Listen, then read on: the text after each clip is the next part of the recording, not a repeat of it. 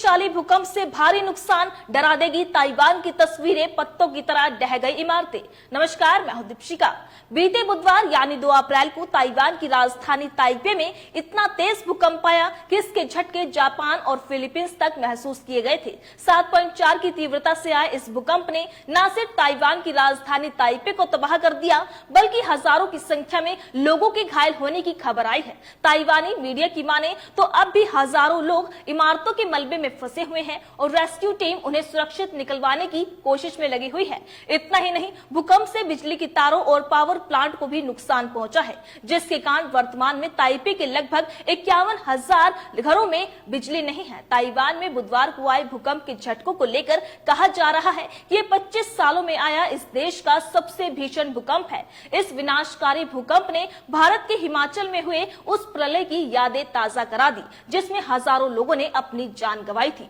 14,000 घरों में पानी नहीं। जी हां, न्यूयॉर्क टाइम्स के मुताबिक हुलियन शहर के 14,000 घरों में पानी की सप्लाई बंद हो गई है। यहाँ लोगों के पास पीने को पानी नहीं है। करीब 1,000 घर ऐसे हैं जहां बिजली नहीं है। भूकंप से पावर प्लांट को नुकसान पहुंचा था। 40 से ज्यादा फ्लाइटें कैंसिल कर दी गई हैं। कुछ फ्लाइटों के समय में बदलाव भी किया गया है। वहीं ताइवान की नेशनल फायर एजेंसी के मुताबिक भूकंप के बाद 120 लोगों के फंसे होने की खबर मिली है, जिसमें 73 लोग टनल में फंसे हैं। जगह जगह टनल के हिस्से टूटने की वजह से रास्ते बंद हो गए हैं। इसके अलावा करीब 50 लोग 4 मिनी बस में फंसे हुए हैं। ये बसें यात्रियों को लेकर हुलियन शहर से तरोको नेशनल पार्क जा रही थी। वहीं स्कूल और सरकारी कार्यालय बंद है। जी हाँ, फिलहाल इस भूकंप की वजह से ताइवान में स्कूलों और सरकारी कार्यालयों को बंद कर दिया गया है। इस प्राकृतिक आपदा से कई ऐतिहासिक धरोहरों को भी नुकसान पहुंचा है। वहीं रिपोर्ट्स की माने तो भूकंप के दौरान द्वितीय विश्व युद्ध से पहले बना एक स्कूल भी क्षतिग्रस्त हो गया। जापान, फिलीपींस ने सुनामी अलर्ट हटाया। जी हां, इस भूकंप को इतनी दूर तक महसूस किया गया कि जापान और फिलीपींस ने अपने अपने देशों में सुनामी अलर्ट जारी कर दिया था। जापान के मौसम विभाग के अनुसार भूकंप के कारण समुद्र में 3 मीटर यानी लगभग 10 फीट तक की लहरें उठने का अनुमान जताया गया था। हालांकि कुछ घंटों के बाद ही इस अलर्ट को हटा दिया गया। भूकंप आने के क्या कारण है, आइए आपको बताते हैं।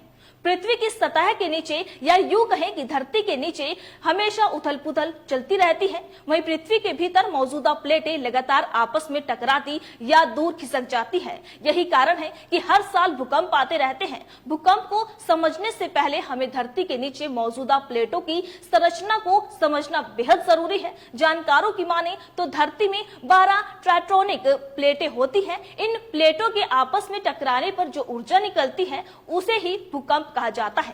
ताइवान में 3 अप्रैल को 7.5 तीव्रता का भूकंप आया था। इसके बाद 2 भारतीय लापता बताए जा रहे थे।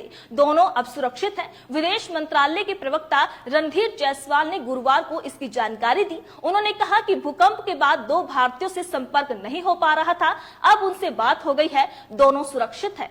वहीं नुकसान के आकलन के लिए निगरानी कैमरे भी लगे। जी हां, नेशनल ताइवान यूनिवर्सिटी में भू विज्ञान के प्रोफेसर ने कहा कि हमारी आपदा प्रतिक्रिया प्रणाली अत्याधुनिक है। ये भूकंप से जुड़े ऑनलाइन पोस्ट और तस्वीरों को स्कैन करती है, जिससे सरकार को संसाधनों को जल्द तैनात करने में मदद मिलती है। भूकंप में एक जगह जमा भीड़ को ट्रैक कर सकती है। नुकसान के आकलन के लिए निगरानी कैमरे हैं।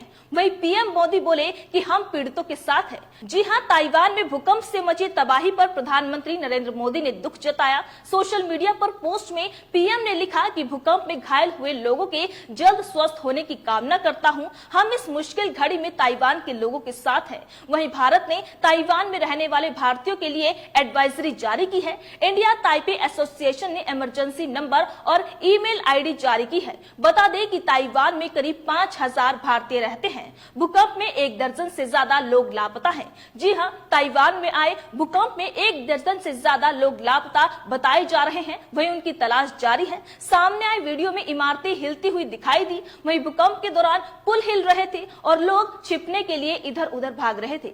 भीषण भूकंप की वजह से कई इमारतें झुक गई और कई ढह गई। भूकंप की वजह से जापान और फिलीपींस में सुनामी की चेतावनी भी जारी कर दी गई थी। रात भर हुआलियन में भूकंप के दर्जनों झटके महसूस किए गए। सुरक्षा के तहत स्कूलों को भी खाली करा दिया गया। वहीं ताइवान में 25 साल का सबसे तेज भूकंप है। जी हां, ताइवानी सेंट्रल वेदर ब्यूरो के मुताबिक 3 अप्रैल को आया भूकंप ताइवान में 25 साल में आने वाला सबसे तेज तीव्रता वाला भूकंप था। इससे पहले 1999 में 7.6 तीव्रता का भूकंप आया था, तब 2000 से ज्यादा लोगों की मौत हो गई थी। तो आप देख सकते हैं कि अप्रैल की शुरुआत ताइवान के लिए बुरी खबर लेकर आई। एक तरफ जहां शक्तिशाली भूकंप ने बिल्डिंग को तहस नहस कर दिया, तो वही बिल्डिंग के अंदर भी भूकंप ने लोगों को दहला दिया है। ताइवान सेंट्रल वेदर ब्यूरो के मुताबिक ताइवान में 25 साल में आने वाला यह सबसे ज्यादा तेज तीव्रता वाला भूकंप है। इससे पहले 1999 में 7.6 तीव्रता वाला भूकंप आया था, तब 2000 से ज्यादा लोगों की जान चली गई थी। अब फिर इस शक्तिशाली भूकंप ने एक बड़े खतरे की घंटी बजा दी है। खैर, इसको लेकर आपकी क्या राय है? अपनी राय कमेंट बॉक्स में लिखकर हमें जरूर बताइएगा। इसी तरीके से देश और दुनिया से जुड़ी हर छोटी से बड़ी अपडेट के लिए FBN यानी फ्रंटलाइन ब्रेकिंग न्यूज के साथ बने रहिएगा। धन्यवाद।